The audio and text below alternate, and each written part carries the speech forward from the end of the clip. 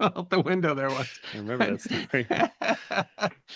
Yes, fortunately for the world, the history guy survived the three-story fall. It was.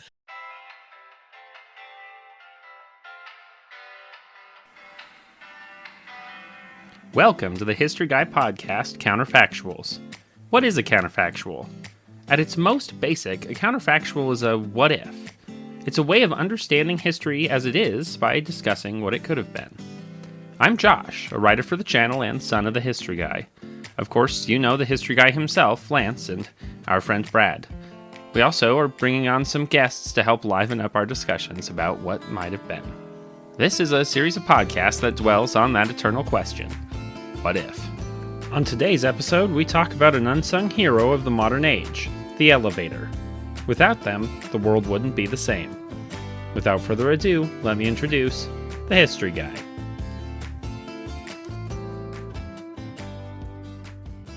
At the 1854 World's Fair, inventor Elijah Otis would ride on a platform that was lifted up a rail by a rope, and as it got to its highest point, he would then have someone cut the rope. But instead of falling to his death, his newly invented safety mechanism would catch his elevator before it fell more than just a few inches. A common installation today that allows millions of people to reach their offices, the passenger elevator, or if you happen to be from the United Kingdom or Australia, the lift, seems like a natural development that allowed us to build taller buildings and dig deeper mines and, well, allow us to avoid taking the stairs. But actually, it took hundreds of years before we made the things safe enough that people would want to, say, ride in them. It's safe to say that we never would have built skyscrapers if we hadn't invented elevators. But the tale of Elijah Otis at the 1854 World's Fair is really just a small part of the story. Elevators and the changes in the world that they helped to bring are history that deserves to be remembered. For much of human history, the best that we could do to get heavy things to high places was to physically drag them. One of the very earliest elevators may have been part of the method of building the upper levels of the Khufu pyramid, where many laborers might pull the enormous stones up a central shaft using ropes and pulleys. Millennia after that, the Greek inventor Archimedes invented an elevator that worked on a pulley and winch system around the year 236 BC. He found that wrapping a rope around a wheel with weights on the end allowed for heavy things to be elevated rather easily. These devices had human or animal workers to work the wheel at the top. They were popular in ancient Greece and saw fairly widespread use. The most complex ancient elevator was probably the one built and used in the Roman Colosseum in the 1st century BC. 24 cages were run by 224 slaves who ran winches in 8-man teams. The winches connected to a complex system of ropes and pulleys that were capable of carrying all 24 cages to the arena in mere seconds. Most of these early elevators were meant to assist in moving heavy loads, and they all relied on the strength of the rope. There was no safety mechanism if the rope broke. Elevators remained much the same through antiquity and the Middle Ages, when castles and mountain monasteries would use man-powered pulleys to physically raise and lower people and goods. It comes as no surprise that early innovations in elevator technology came thanks to royalty. In 1743, Louis XV had his favorite machinist, Blaise Henri Arnault, install what was called a flying chair in his apartment. The device used a complex system of counterweights and pulleys, and it was driven by a rope that was pulled inside the elevator. And it wasn't so much that Louis didn't want to walk stairs, it's that he wanted a discreet way to visit his mistress, who was on another floor. He also had something called flying tables made, and those are tables that would be lifted up, could be filled with food, and then would be lowered back down to him and allow him to eat in private without constantly having to have servants around him. In 1793, the Russian inventor Ivan Kulibin built the first screw-drive elevator, and it was installed at the Russian Winter Palace. In a screw-drive elevator, the car moves up and down by following a track on a twisting screw-like main support shaft. By the 19th century, the Industrial Revolution was transforming society on almost every level imaginable. With respect to elevators, the need to transport goods and raw materials more quickly and further and faster than ever before was the catalyst to advancement. Lumber on steep hillsides and coal from deep underground needed to be moved, and it was here that early haulers and lifts first became commonplace. Winches and pulleys had been in use in mining for centuries, but by the 1780s, steam-powered motors began replacing them. By the 1830s, these machines were in wide use in industrial mining and factories in Europe. For the most part, these elevators were simply platforms that could be lifted, and they had no safety mechanisms to keep people from falling off. More importantly, for decades, the only material used to lift the platforms was rope, and it had a nasty habit of breaking. Accidents were so common and the deaths and dismemberments so terrifying that in parts of what is now Germany, it was illegal to transport men by rope elevator until 1859. Cable breakage was so common it created what has been called a trauma of the cable, instilling a lasting fear into miners and the populace and branding the inventions as unreliable. In 1834, Wilhelm Albert, a German mining administrator, invented a twisted iron rope he called an Albert rope, which is much more durable than hemp ropes. It was these mining engineers, too, who first invented an elevator brake, meant to halt falling ore buckets if ropes broke, which were in use as early as 1848 in Belgium. Other early 19th century elevators included one built in 1823 by artist Thomas Horner and the architect Decimus Burton, who built the enormous London Colosseum. It was actually based on the Roman Pantheon. It was built specifically to house a 40,000 square foot panoramic view of London, painted by E.T. Paris and based on some of Horner's sketches. At the building's center was an enormous ascending room, which allowed viewers to rise to the top of the building to properly see the enormous painting. A belt-driven steam-powered elevator was installed in a factory in London in 1835, and in 1839 Gaetano Genovese installed a flying chair in the palace of King Ferdinand II of the Two Sicilies, noticeable because it had a spring-loaded brake meant to stop the elevator if the rope broke. Still, in America, and for the purpose of passenger transportation, most people didn't trust an elevator to lift them a dozen feet off the ground, much less 100. In the middle of the 19th century, Elijah Otis brought some ingenuity, but more importantly a sense of drama. In 1852, Otis had not had a lot of successes in various ventures in his life, and found himself clearing out an old sawmill factory to turn it into a bed frame factory. Working with his sons, they were searching for a way to carry debris from the floor to the upper levels of the factory, but they were worried about the safety of a lift. They came up with a safety device that employed a wagon spring. If the rope lifting the elevator snapped, the spring would snap outward and catch on the toothed beams in the shaft. Several years later, Otis came up with a plan to demonstrate his safety hoists in style in the Crystal Palace at the World's Fair in New York in 1854. He rode the elevator high into the air amidst a crowd, and when he was near the top, he had a man cut the rope holding him up. Instead of crashing to the floor, it fell only a few inches before the spring brought the elevator to a stop. He is said to have then announced to the crowd dramatically, "All safe, gentlemen, all safe." It is this event that has taken on an almost legendary sheen in elevator history, and it's often cited as the moment when the public realized that they could trust traction elevators. In the years that followed, Otis's company installed what has been called the world's first passenger elevator at the E.V. Howitt building, powered by a steam engine in the basement. The building housed Howitt's fashionable emporium, which sold imported cut glass, silverware, and hand-painted china. The building stood only 5 stories, and Howitt knew that it did not need an elevator, but thought that the novelty would drive people into the store. The elevator moved less than a foot a second. By comparison, today's elevators travel upwards of 40 feet per second.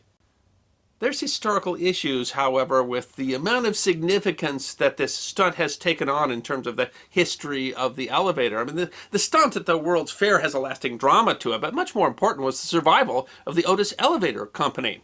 After the World's Fair, Otis was said to have doubled his sales every year thereafter, and in 1898, Otis absorbed 14 of its major competitors.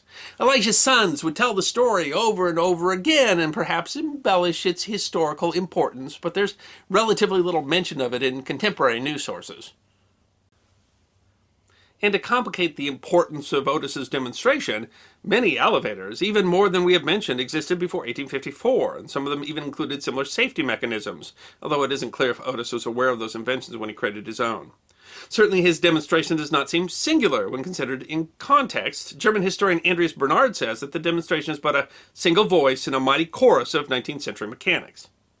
In fact, the Howitt elevator wasn't even the first passenger elevator in the United States. That honor actually belongs to the Bunker Hill Monument, which had a steam power elevator installed it when it opened on June 17, 1843.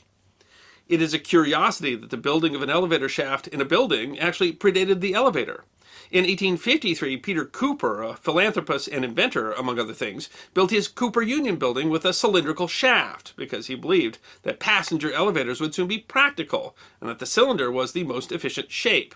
This was 4 years before Otis installed a passenger elevator, and it would have been even longer before he designed one that could fit in the world's first elevator shaft.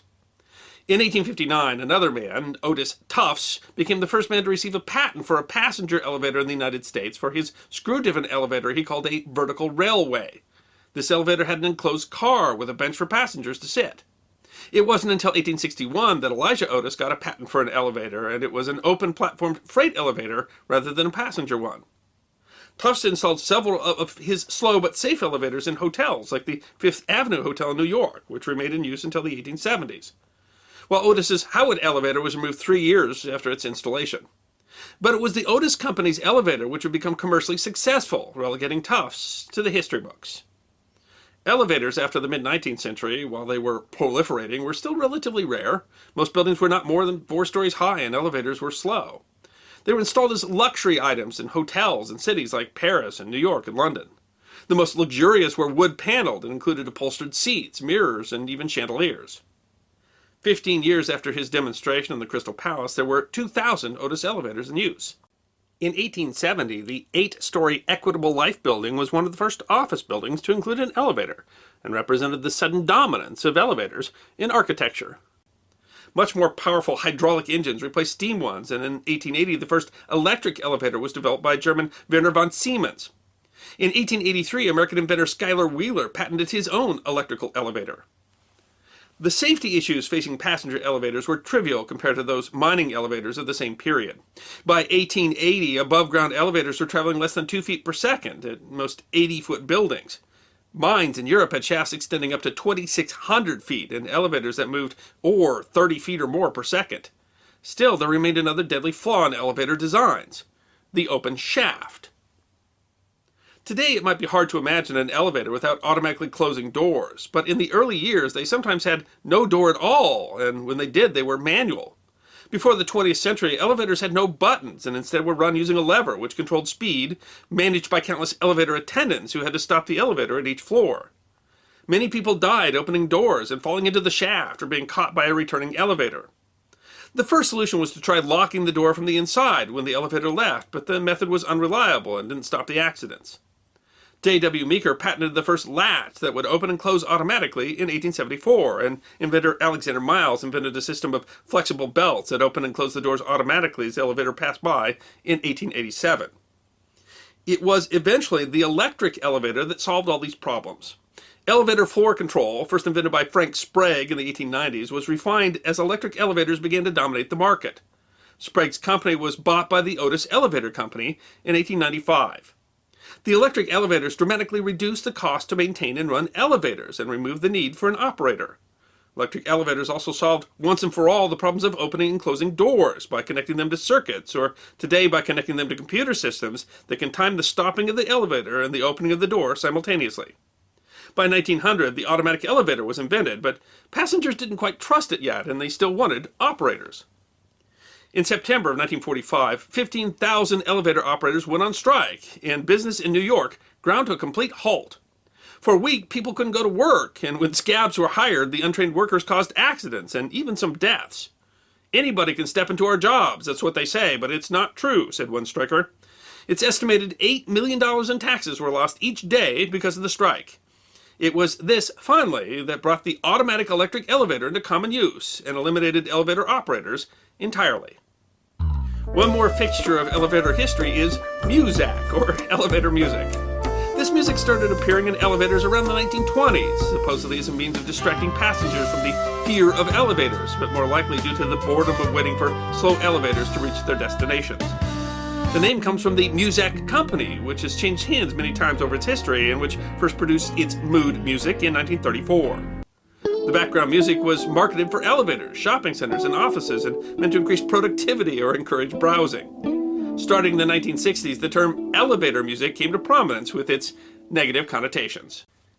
In the days before elevators, the rooms on the upper floors of buildings used to be cheaper because the people renting those rooms had to walk up all those stairs. But because of elevators, now the penthouse suite is the most desirable real estate in the building. Today, more than 7 billion elevator rides are taken each day worldwide, and elevators have made it possible to ride up 80 floors, and along with the development of steel I-beams allowed us to build buildings that were taller than 5 or 6 stories tall.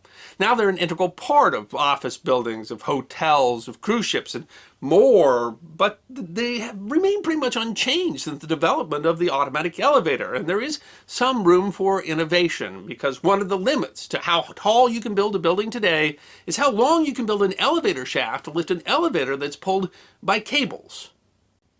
In London's tallest skyscraper, the 95-floor building called the Shard, for example, passengers have to disembark to get on a second set of lifts to reach the tallest floors. The reason is, the longer the elevator shaft, the bigger the mechanism needs to be to lift both the weight of the elevator and all the heavy cable. But there's all sorts of new technologies coming along, including something called an ultra rope, and even entirely new technologies that might change the entire idea of how elevators work, allowing them to, in the future, elevate us even higher. Now for the fun part, where I, the history guy himself, and longtime friend of the history guy Brad Wagnon, discuss what might have happened if it all went differently. So today we get to talk about elevators. Some of us probably use those every day. Not me. There's not a lot of elevators in the state of Wyoming. That's actually our big comedy, is that we don't have very many escalators, but we do have a handful of elevators. But they are essential to the modern world. And so we get to talk about what the world would be like if we didn't have any elevators. And I think there are a couple of places we can talk about, but the most obvious one is in the modern era. And it's going to be simply that we wouldn't have skyscrapers. We wouldn't, our buildings would not be. Probably, I mean, there were up to 7-story buildings prior to elevators. Probably we would mostly be limited to 4, maybe 5. In terms of how much you can actually carry stuff up, and people would be willing to do that on a regular basis. And of course, that is quite a bit less than the international building size standard, and that would significantly, it would significantly impact the world if we couldn't grow up in the way that we did and had to grow sideways instead. Yeah, I think that if you look at the amount of national pride that's taken in having the world's tallest structure, as an example, in the United States, for years, the Empire State Building, even after it wasn't the tallest building in the world, was a huge source of pride. The Twin Towers in New York for the longest time. Again, they were the marvel of engineering, and so there was almost a patriotic tone to the accomplishments we had. And obviously, without elevators, either America would be a much more incredibly fit society, or, yeah, as you say, we would have been building out instead of up. Yeah, I read something that said that before elevators, essentially buildings were the height of buildings was determined by the strength of the human knee. And it's true. How high can you walk? And we're clearly, no one's walking up 50 floors every day. That's just not conceivable. I mean, potentially, if we didn't have elevators, cities would have to grow out rather than up, so we'd have less food and less obesity, and so presumably we can maybe walk another couple of floors that way. But yes, the limit, there is a limit for how far we can walk up, and of course that would be, particularly devastating to people who have a mobility disorder, including age. Yeah, elevators are one of the primary means of accessibility in a building that's going to be taller than a few stories. You really can't do a ramp up even 15 stories. That's going to start getting pretty ridiculous. Yes, I mean, most buildings, even tall ones, do have a staircase. It's true. That in theory you're supposed to use, in case of fire or something like that. And so, we do have ramps in it. And the question is, what percentage of the population could go up, or would be willing to go up, would be willing to carry their furniture up, or whatever would be up there, past what, 5, 7, 15, maybe? Yeah, that's. I mean, what would you pay for a penthouse that you had to walk to? One of the things that might have impacted was that the ability to go up high meant that it really made steel beam construction make sense financially. Before that, you really didn't need steel beams to, have a 5-story building. And so there was no reason to spend the extra money to do it. But if you want 40 floors, you can't do that with masonry. Yeah. So, totally changes how we build. And so that changes then what resources we take from the earth. I mean, that's itself significant. You can go whichever direction you want. Well, you can't go up, I guess. You don't have elevators. If New York were to limit itself to 4-story buildings, it would lose somewhere around 80% of its usable office business living space. And that would be a significant impact. And of course, New York, you would go out, but of course, New York is an island. So, I mean, there's only so far out that you can grow, but that doesn't just represent real estate, which is a significant amount of real estate. But I mean, all of that real estate represents a brain trust, right? So if, if all the people that would live in those buildings couldn't live in the city, then that's going to impact how dynamic the city is. So presumably, if New York was the same size in population with buildings stuck at fourth or fifth floor, then it's going to absorb a huge geography to do that. Well, I mean, does that even make sense as a city, or do cities really kind of hit a maximum number pretty quickly? And we've got a lot of small cities rather than any of the big megalopolises that we have today. Get And different issues because what does it mean when we take all the space that we have up? What if all that space was out? Then that's going to be stuff that we grow food on. Yeah, if you look at other countries in the world, it would have a devastating effect because France, the United Kingdom, on a person per square mile or square kilometer basis, they're far more dense. So to support a higher population, you would have to spread out for the housing, but then how are you going to feed? How are you going to feed those people? Some cities, if you look in Africa or Asia, some cities actually do have a huge amount of sprawl, very few tall buildings, and it's a whole lot of space. So it would certainly affect the way you live things. You're right. I mean, the UK is also an island, right? I mean, Great Britain is an island. And how much of that island can you take up with living space and still be able to produce food on that island, which I think is, first of all, historically always been a struggle, but I think becoming more of a struggle today too. So I mean, you could say without the elevator, we would either have to limit the size of the human population or we would starve. Yep. Still true, right? But I mean, Malthus hasn't worked out so far. Ehrlich has been wrong so far. We haven't had a mass die-off. But I mean, that would be different if we didn't have this ability to build space up. Well, it might just encourage conflict. Yes, I mean, because whenever you start to limit resources, you're going to have more conflict, right? Mm-hmm. I would say without elevators, you would also have an interesting development that I don't think that we see quite as often.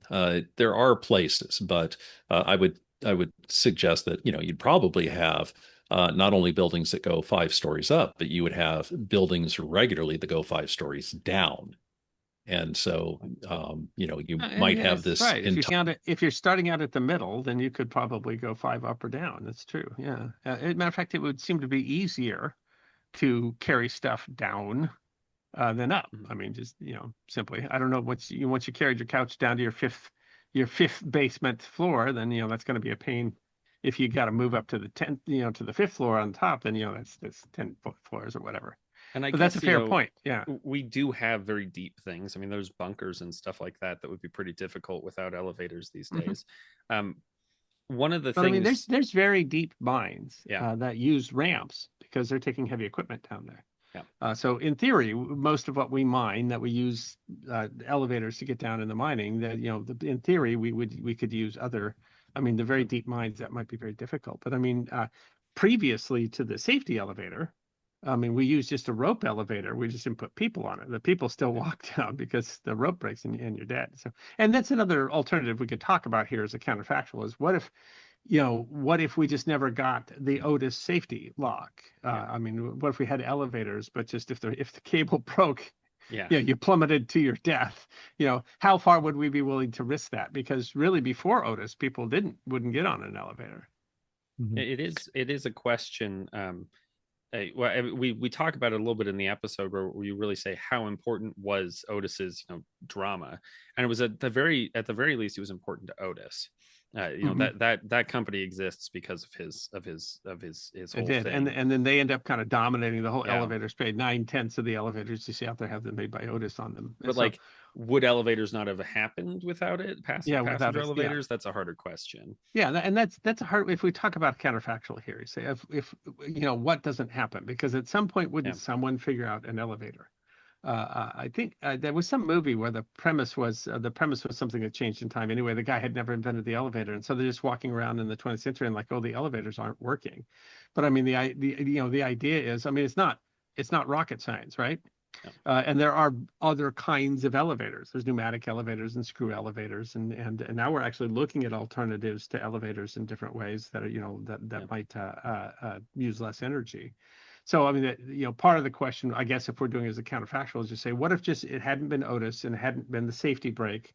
Would we have come to something else eventually? And what would it mean by how much we delayed that? What does that mean? That's a more complex question. But it does go to, when we talk about a counterfactual, kind of hard to imagine that we never would have come up with anything to get us above 5 floors. Yeah. Well, the fact that, what gets called the elevator by historians, dates back at least to ancient Greece. Yeah. That's fairly, it would be fairly, it'd be fairly rough to try to defend that somehow mankind just, skips elevators as a technological development. I do think that, another possible counterfactual is that what if in the modern world we ended up using the screw type elevator as opposed to the cable and pulley system? And I mean that, because that could put us at another limit, but a higher limit. What if we were limited to 15 floors instead of 5? But I mean, there would still be. I mean, the problem with the screw type elevator is going to be that there's only so far you can make your screw. But that is one of the questions with this is, in the episode, I really focused. I wrote this episode a long time ago, but the focus was really on elevators as a passenger conveyor. If you go further back, we mentioned some of that earlier history where you weren't so much carrying people, but I don't really mention windlasses, which people historians will generally consider an elevator. That kind of stuff was vital too. I mean, all kinds of stuff. That's the reason we were able to build these vaulted cathedrals. Fortifications in the Middle Ages absolutely relied on our ability to lift these things using primitive elevators. This is before we had steam power, and so it is hard to, you kind of have to like imagine that there was somehow just a block in that just prevented elevators from existing. And it is hard to see. Everyone would look up and think, man, can't I get something up there? And ultimately, like a pulley is like a simple machine. We can figure out pieces of that. That's true. I mean, and we used pulleys. I mean, but the question is, if we never make elevators, human, usable, if we stick with the elevators we had prior to Otis, where people would use them, you just didn't stand under them and you didn't get onto things because there's was always a good chance the rope was going to break and the thing would plummet to the ground. Then I mean that would impact the industrial uses, right? But I mean, still, if we invented an elevator and it wasn't the safety elevator that we have today, would ever have been popular, we would ever have done something as crazy as a skyscraper. True.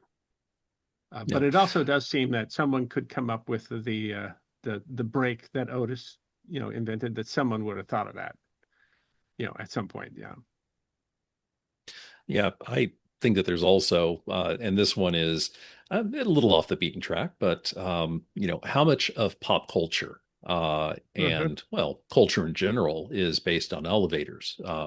We have premises of movies and television programs that, somehow there's a bad guy who springs out from the top of the elevator or travels through the elevator shaft up and down, or the hero navigates a la Die Hard, where Bruce Willis' character is able to traverse floors. How many shows, both dramas and sitcoms, have had at least one episode on being stuck in an elevator? Yeah. And it's or even like an elevator pitch that has a very specific. Yeah, that's his line, an elevator pitch. That would be different if you were both walking up 15 flights of stairs. Yeah, you would have you would have longer to talk, but less breath to do it with. Yes, that would be. Yeah, I do think, however, that without elevators, an entire genre of Muzak would not exist, and that would be a net benefit. We talk about that in the race. episode, but actually, Muzak is really interesting, and it was developed for elevators. But I mean, it in terms of creating ambience, musical ambience, that really starts with music, and there's a whole lot of psychology involved in that. And so the music that plays at work, which is going to get it's over time, over the day, it's going to be brighter, and it's going to be a faster pace, and in order to keep people going today. I mean, that's a whole science that is built around what Muzak did, and Muzak was really built for the time that you spent in the elevator. So I know you might hate Muzak, but on the other hand, actually Muzak is culturally it's kind of interesting, and it's psychologically kind of interesting, and it has gone beyond the elevator now. And would we have developed that if we didn't have elevators to stand in? I don't know. Or would that have been playing in the stairwell? But I mean, it would actually be a loss. There is something to the way that we use ambience music that came, developed out of the old music studios, the easy to listen to music. As kind of a cultural concept, I mean, I think one of the ways that you can really see the importance of the elevator as a historical object is how much it would affect our culture. One of the things I can't remember if we mentioned this in the video, before elevators and tall buildings, these days, if you're at the top of the building, that means you're the wealthy person. Penthouse, you got a penthouse. That was the opposite in the Absolutely, Victorian age. The poor people were upstairs because that's where you had to walk the farthest. That was also that it was hotter, it was cramped, all of these things. I mean, that was a complete social inversion that now wouldn't make any sense to us that a penthouse would be a bad thing. But that's without the elevator, that continues to be true, is that you're going to want to pay for not having to walk as far. Yeah, well, but I mean, and there's more to that than that just being, the rich guy lives on a different floor that we flip which floor that they live on, because that's going to talk about, if that means that like one guy is taking up the lower floor of the building, right? That changes the whole use of the building space. True. And I mean, the first thing that you'll talk about, if you talk about if we didn't have an elevator, is it totally changes our architecture, but also our entire environmental design. And that's not a small thing. And would we have the stores on the ground floor now, or would we save the stores? Would we save that space instead for living space so that we don't have to move, and then people would walk upstairs to the stores? I don't know, but I mean, certainly, if you were to write a science fiction novel about a life without elevators, you would have to think about how would everything that we've designed around the elevator, how would we just see it differently? And I mean, that's an interesting question. Among them being that there wouldn't be this competition over who built the tallest building. I just did an episode the other day on the Empire State Building. That thing should never have been built. Boy, those. The only reason the Empire State Building got built is because those guys didn't know what they were doing. If they had known what they were doing, they would never have built that building when they built that building. More or less put a huge amount of extra money in it just to make sure it was a little taller than the Chrysler Building. Yeah. Another impact it's very hard to gauge, but how much would things like the science of air and the way that air flows and water flows, how many of the advances that we've had in that science, how much of the improvement that we've had in the efficiency of both atmospheric as well as water pumps, have they been affected by the fact that at one point or another, someone decided that, hey, the gold is more than 5 stories beneath the ground. Yeah, we've just reached our population limits and we've got to go somewhere. And up ultimately became the answer because of the elevator. So yeah, how many scientific developments and how much progress would have been lost because those sorts of questions and the brain power would have been put into, okay, what's the solution for these mega ramp buildings that literally an entire building is designed around a continuous ramp that goes from floor to floor to floor.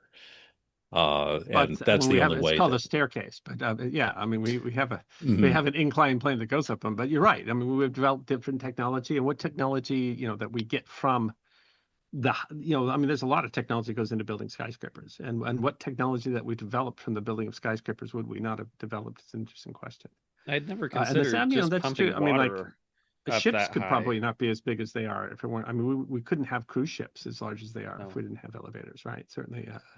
How do you move what a would plane? aircraft carriers be able to do if we didn't have aircraft carriers completely dependent upon their large elevators?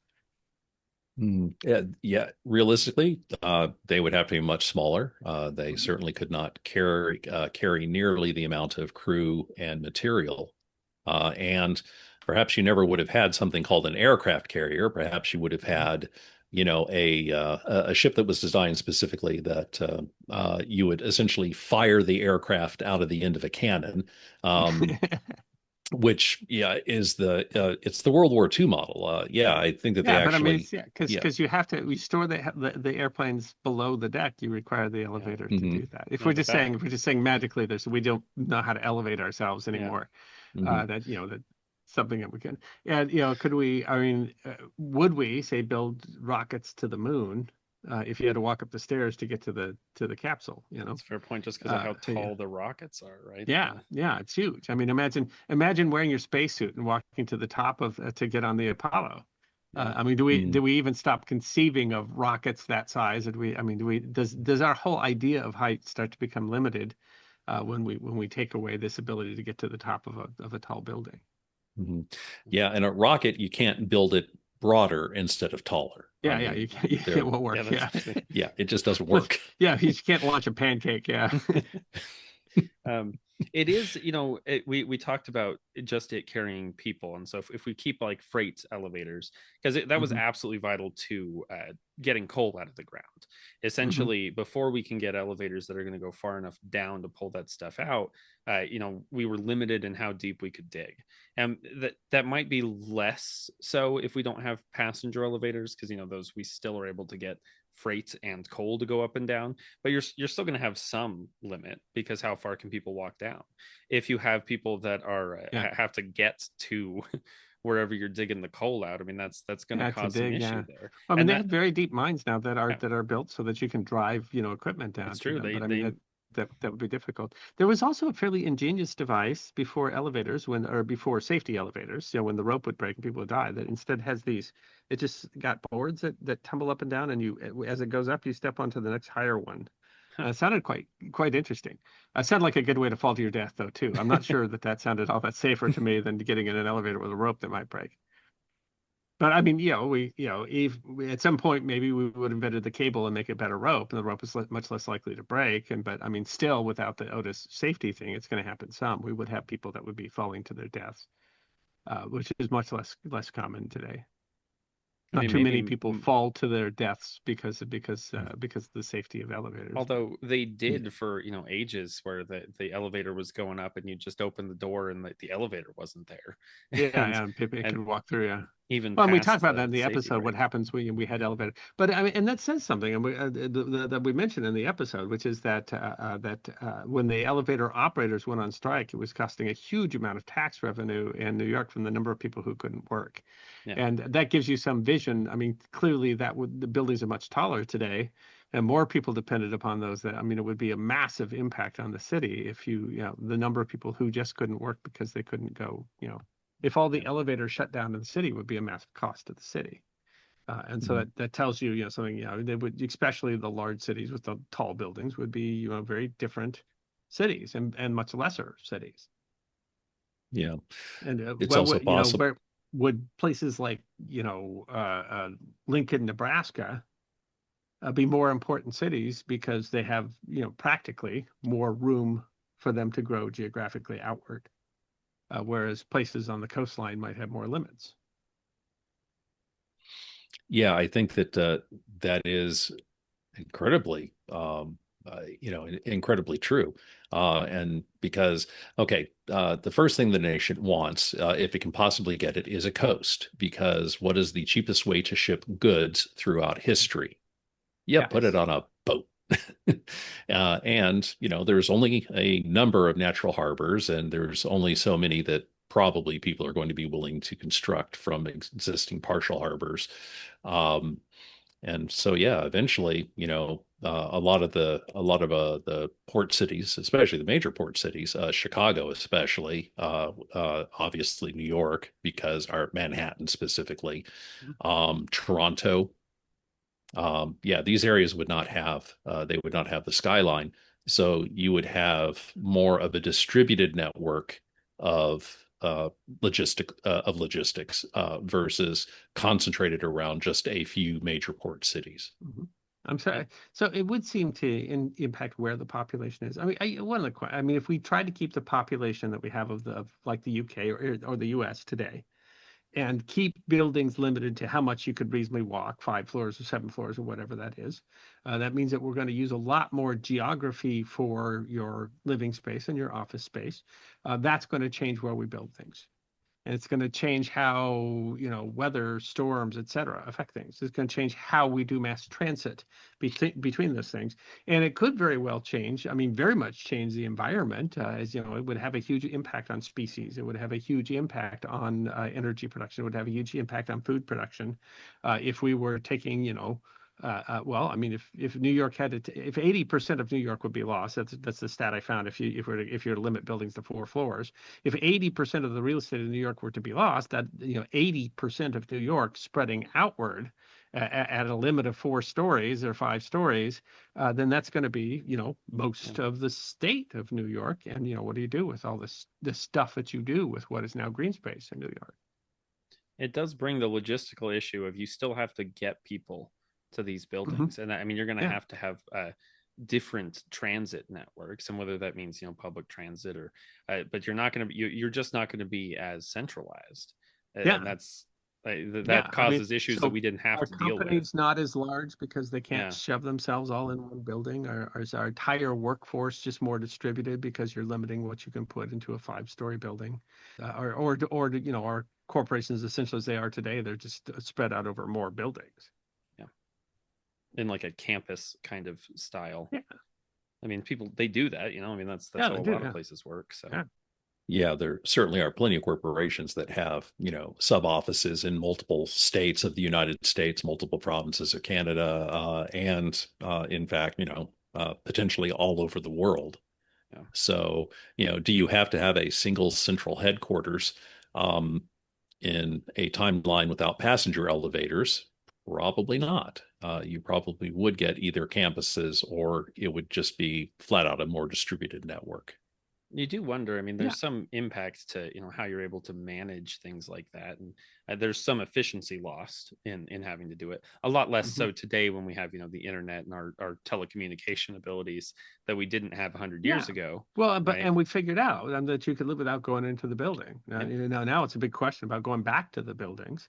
But would we have invented the internet and Wi-Fi and gone to remote work sooner if we didn't have the ability to shove people into 100-story buildings? If that was really all just saving money because you didn't have to have huge spaces to hold all these people. So if you can't get your whole population together for your company, and so might we have gone to the the COVID era sooner in terms of the work from home, and how different would our lives be? Would we be driving a lot more because there's a lot more geographical distance because you can't go up, or would we be driving a lot less because we would have simply built our society around that idea that you don't have to all get together? It does seem that would you need maybe more. We've kind of lost this idea of like neighborhood stores. But to some extent, if you can't build up in, some of these places, we have malls and stuff that are essentially, 1 floor kind of things. But if you're spread out over a much larger geographical distance, because you're not all packed into one apartment building, maybe, you do have 3 stores where you used to have 1. That might alter the fabric of kind of how cities look. Again, it'd be very interesting to be a sci-fi writer and just try to conceive what is this, and is it a better place? Is it a happier place to live? Is it a less happy place to live? Certainly there's people in environmental design that will tell you that shoving as many people as you can into a metal tube is not exactly the most psychologically healthy environment that we have. But the thing is, shoving people together is always going to be, if we're taking the same 6 million people and we're just going to have to shove them into buildings that are shorter, you're still going to have, environments. What room do you have for parks if you can't build up? Certainly golf might not be the sport that it is today. Already people wonder how we can use up the real estate for golf that we do. Maybe we would have given up burying people in cemeteries because those are things that take real estate that we just wouldn't have the real estate for because that's where we'd be putting everything that's above the, today above the 5th floor. I can say what the Union building there in Colorado, that's just 3 floors, right? It's a pretty good sized building, but I can say from experience that you can safely fall that far. I fell out the window there once. I remember that story. Yes, fortunately for the world, the history guy survived the 3-story fall.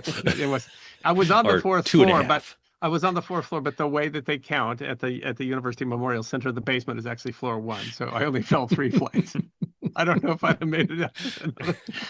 So there might be less suicide, I guess, right? You Because just if wouldn't all have the if the tallest opportunity. building you could jump off of was 5, yeah, you'd have to jump twice. Yeah, I do wonder, crawl back up. talking about steel beam construction, we Yeah, still needed something to build those big bridges. And I mean, eventually, maybe that yeah, would have made the, steel still make sense because you simply can't build. And we might need to, to have much more traffic coming from various places. yeah, And maybe yeah. you'd still figure out how to build those things.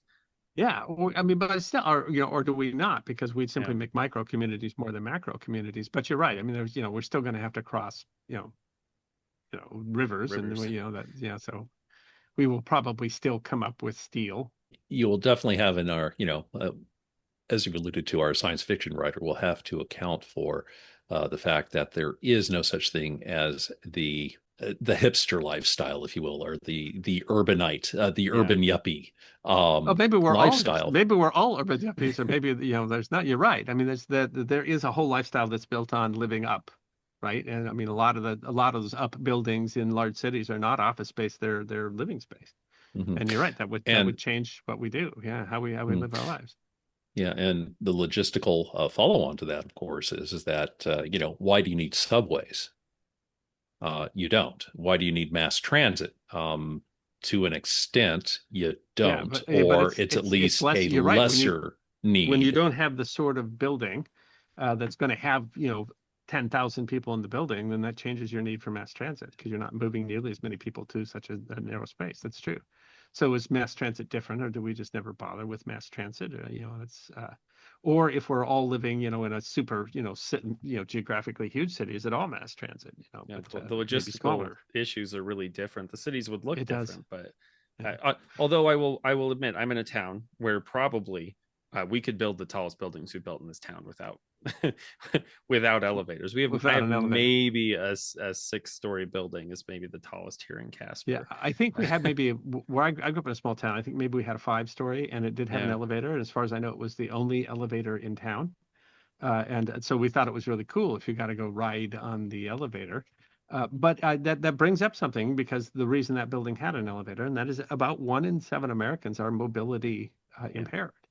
And so without elevators, even the 5-story would be quite a limit. And when you're talking about yeah. 1/7 of the population is essentially not able to use anything but the ground floor of the building because we don't have elevators, then that also alters completely how we do our environmental design. Or do we just take those people and, I don't know, Yeah. push them off the 5th floor?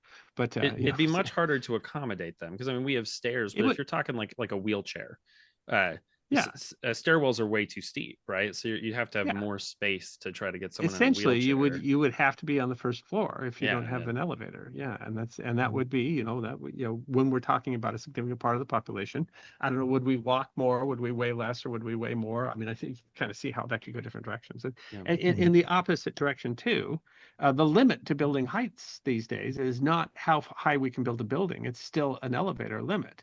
I yeah, mean, we have this problem because the machinery to lift the cables to get, I mean, so we've got this, there's still a limit. So if we were to have, instead of not have elevators, if we were to have an elevator technology that didn't have that limit, how tall would we build buildings and how different would our culture be? We're talking about what they would be if they were limited to 5, but what if they weren't limited to 200 floors? What if they were limited to 500 floors because the elevator didn't have the limit that comes from the elevator? Well, I mean, that would be different, right? Because, we yeah. would if we Gosh, could. it sure seems. I mean, when we were building Yeah. the biggest skyscrapers, that was a test of the limits of what you could It do was. each one. We're humans. We will build up to the limit. And so if Yeah, elevators didn't have that limit, so again, I mean, when you look at, that how much is an elevator, it's not just that not having elevators would keep us very short, but having elevators tells us how tall we can go. yeah, That is the limit that tells us that. And so a different elevator, if without that limit, we could go much taller and, everything that we're talking about now would just be the flip. yeah. What if our cities had 10 times the people because they just went up farther and they were much smaller, geographical footprint so that we'd have Compact. more room to grow food, Mhm. except for the Now, darned elevator limit. mhm. We could overcome that strict, lack of elevator limit if an alternate technology was used. And of course, this begs the question, how much hair splitting do we want to do? Because obviously you can use powered stairs, i.e. escalators. And there are escalators that can go up a certain number of floors. And then obviously by staggering Yeah, you could just escalators, you could ultimately build up. It's not quite as efficient as building a single. I'm not sure what the standard elevator shaft in America is, whether it's 20 foot by 20 foot or whatever number that is. Uh, Obviously, building escalators instead of that single shaft is going to have impacts on the building and square footage, usable square footage. It'll be different, but it would allow us to at least partially conquer the heavens, if you will. So maybe the escalator becomes the dominant technology. And I mean, just without something that doesn't have the cable. yeah, I mean, that's still a lot of weight if you put all the escalators together. But I mean, there are people who argue theoretically that there's no real limit to how tall you could build a building. And at least someone arguing that just understanding tensile strength and et cetera, we could build a building taller than Mount Everest without crushing the ground beneath it. And so again, it's when you ask what is the practical limit to how tall we can build a building, it's always the elevator. So if we use escalators or if we just got new, because they're working on new elevator technology. I mean, in theory, they're talking about a space elevator, right? That we would actually have a cable and you could just go up into space. that's Which uses actually some different tech. yeah, that's actually that's actually almost a standard in a number of sci-fi universes. It's theoretically possible. So if we didn't have the limitation on building height that came from the standard Otis elevator, if we could send an elevator into space, could we build a building into space? And there's someone that would argue that theoretically we could theoretically have a building tall enough that you could, at the top of the building, you'd be in outer space. Which would be incredible. And I mean, you can, to some extent, you can do that. I think even though some of the tallest buildings we have now will do the thing where you have one elevator that goes up like halfway, and then you have to get off until like a second bank. And you have to get onto a second bank of elevators. Yeah. How many times can you do that reasonably and with still managing the shafts themselves? Like there's some limits there, obviously, but it is. And if you're doing that a lot, I mean, you can't get to the top of the building. That's the time is part of the problem, though. I mean, if we had 3 banks of 100-story elevators, you go up 300 stories, and you're talking an hour commute. Just to the top floor. Yeah, just the top floor, and that's assuming there's not someone pushing all the buttons or something. I mean, I'm in hotels all the time where you're just waiting for the elevator to notice that you've pushed the button. I mean, imagine if that was 300 floors worth of 3 elevators worth of 100 floors. Yeah. Now, in another alternate timeline, instead of cable and pulley elevators, we would have gotten a Fritz Langerish pneumatic tube elevator instead of cable. So, if we're following the, potential counterfactual, now that would not probably be practically possible with the technology up until at least the 20th century, probably the mid 20th century. When you really start getting high efficiency. And what's the limit between how far you can put something up on it? I think there was a hydraulic one too that was using, but I mean, there's got to be some sort of structural functional limit there. It was in the 19th century at some point when we started doing, the British, when they did the Thames Tunnel, I think that was pneumatic, but of course that's horizontal and not vertical. And then they were also moving like postal mail. They were moving mail that way.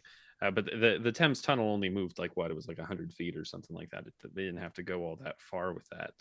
It's constantly, I was just reading a sci-fi book that had the concept was that we were essentially having super speed underground rail using pneumatic tubes. That was they're just talking about that around. Yeah, I mean, they were talking about doing that between Kansas City and St. Louis. So you'd essentially be like at the bank.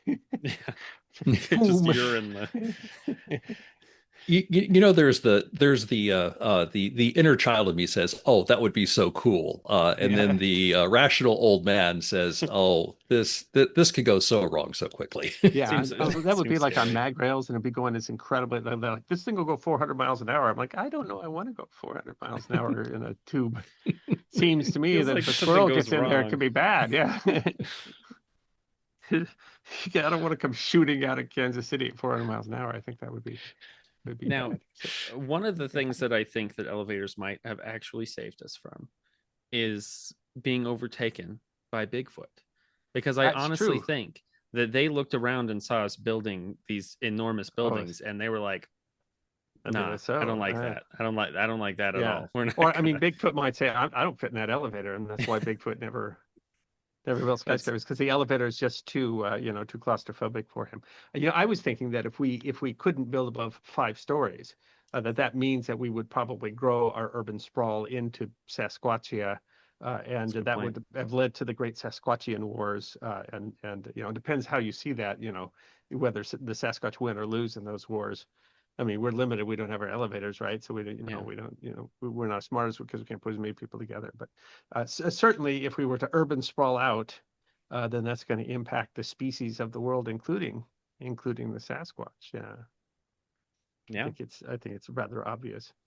Or if Sasquatch decided to join culture, our elevators would have to be bigger.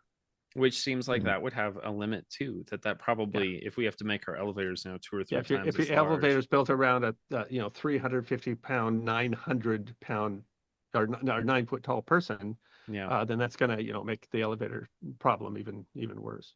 We can't go as Mhm. high, I would imagine. Yeah. Yeah, What if Greater Sasquatchia was the real birthplace of skyscrapers because they that's true. have the elevator technology that we have avoided for whatever Oh, scientific that's or right. Yeah. geopolitical or religious reason? And they've Yeah, come what if up the with. reason we don't adopt the elevator is because it's a death machine? No godly person would surely travel via an elevator, and It feels like Well, if there's a that's still kind way of true. to get rid of the elevator, it feels like it's more of a social thing than a technological one, because it does. We've talked about some of the stuff. Right? We talked about concrete and these other things. There ends up being kind of a weight. Is that there's reason for us to come up with solutions. There are Hmm. people thinking about it. It's hard to imagine that we don't come up with those answers. But there are plenty of places where we have through various superstitions and religions or whatever you want to talk about have denied things that would seem more logical purely on illogical bases. And that's, I think, if we could imagine a world where we've all decided that elevators are not something we use for that reason rather than a technological one. So we just ride elevators for fun, for our yeah. because What if an we elevator need is nothing yeah more what than if a carnival or an yeah, amusement that's park? true. I mean, or what if we invented elevators as a purpose, as the place to listen to music rather than inventing music as passing our time in There you elevators? go. What if it was the reverse? What if It's we the had this performing amazing music arts and like center. we need a specific place that's perfect for this wonderful music. And the only And then place someone says, "Oh, hey, Bob, just build a little box and make it go up and down." And then, what if the that's Oh, whole process was? something like the Bailong elevator in China, where you it would play classical music while you shoot out of the ground into this beautiful vista of hundreds of miles around that you can see of nature from your glass elevator while Vivaldi is playing. Speaking of glass elevators too, there's Willy Wonka's I was elevator too. I mean, turning if into we a were to get rid of the limits so that we could just, as they did in the movie, airbrush out the string and fly around. Think how taller buildings could be if we could fly our elevators the way that Willy yeah, if Wonka our did. elevators were just helicopters essentially. That's That's true. We wouldn't need pulling us. cars. And where's that finally flying cars have come about? Yeah. Mhm. Now, potential for the future, do drones replace elevators? I can't see it happening in the near future, but That's true, but the what building the would be as heck? tall as it wants to be because you could fly Yeah, on you on can. the You have a lot more access to space that you don't have to physically walk to. The drone can move a lot farther than I can because it's not going to get its legs aren't going to get tired. His knees aren't going to give out. It's true. We'll just have robots that carry us up If you- staircases. That's right. I mean, if you had just- like an Amazon warehouse that was just hundreds and hundreds of floors high, and it's all just robots, walking those around. I mean, maybe that's. Or like the chair that people have in their house. You put the chair on the staircase. There's just you'd have to wait for someone to get all the way up in the chair to come all the way back down. It would be a very slow process, one at a time. Or you would get to work on a roller coaster. We've come up with a number of solutions here that really suggest we don't need elevators. Yeah.